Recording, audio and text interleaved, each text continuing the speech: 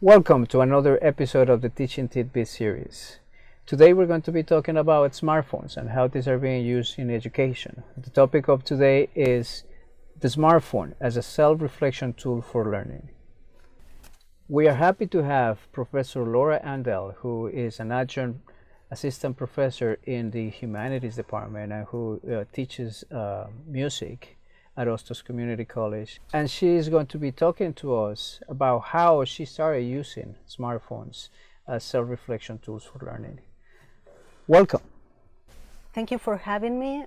I'm going to tell you how I started using the smartphones as a self-reflection tool for learning in the classroom. In my first semester here at Hostos, I started teaching Music 101 and Music 102, which is part music theory and another part playing at the piano, getting piano skills. So the first semester was a little bit hard for students to see themselves how well they were doing at the piano, because while you do something, it's hard to see yourself from outside and see what you can improve. So in the second semester I said, well, how about if I start using the smartphone, since every student has a smartphone with them and they know how to use it. If I start using the smartphone video capability to ask them to record themselves so they can see what they are doing, and also as an instructor I can see how well they are performing.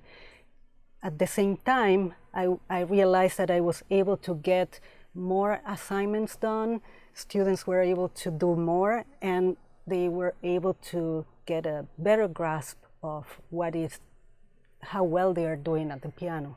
So that was the main thing why I started using the smartphones. Could you tell me a little more about how a faculty member will go about doing this and implementing this approach of including the smartphones in the class? Well, implementing it is fairly easy once you have the main idea, what you want to do. But it's like doing any assignment. I use it through Blackboard. So I set up an assignment. I also attach a rubric, which I designed, so the students know how they will be graded. Once they are ready, after many takes that they do at home or during tutoring time, they record themselves. After many takes, they select their best take, they upload that video to Blackboard, and then once I want to grade it, I open the assignment to grade it, and the video shows up in my screen and the rubric next to it, and I just grade it. I can write feedback for the student, and the student sees everything about their performance. Excellent. Seems very, very simple, very easy to do. One follow-up question that I have for you is, what immediate benefits have you seen? What feedback do you get from students? Well, immediate benefits, I will say the student gets to practice a lot because they want to do good. They see what they need to improve while they look at each take. And also they get to produce a lot, because it's good to document what we are doing. It's good to get written feedback.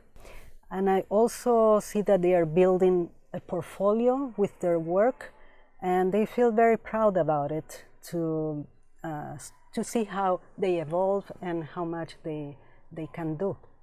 And over the 5 semesters that I've been teaching, I had over 100 students, and the surveys showed that the students find it very helpful to see themselves playing at the piano on a video. So it seems that the data shows good benefits for the students as well. Any final advice that you would like to give to our faculty? So my advice for other faculty is first to have a clear plan of what you want to assess in the student about the skills, have a good rubric, so you know, and the students know exactly how they are going to be graded. The other piece of advice is that short assignments work best than long assignments for videos. With a very focused and short assignment, first of all, for the student it's more doable, for the instructor it's easier to grade, and you can move from there to the next assignment much more quickly. I want to thank Professor Andel for sharing with us this strategy, and I hope that you find it useful. And for us, it's going to be until the next time. But thank you for watching the Teaching Tidbits.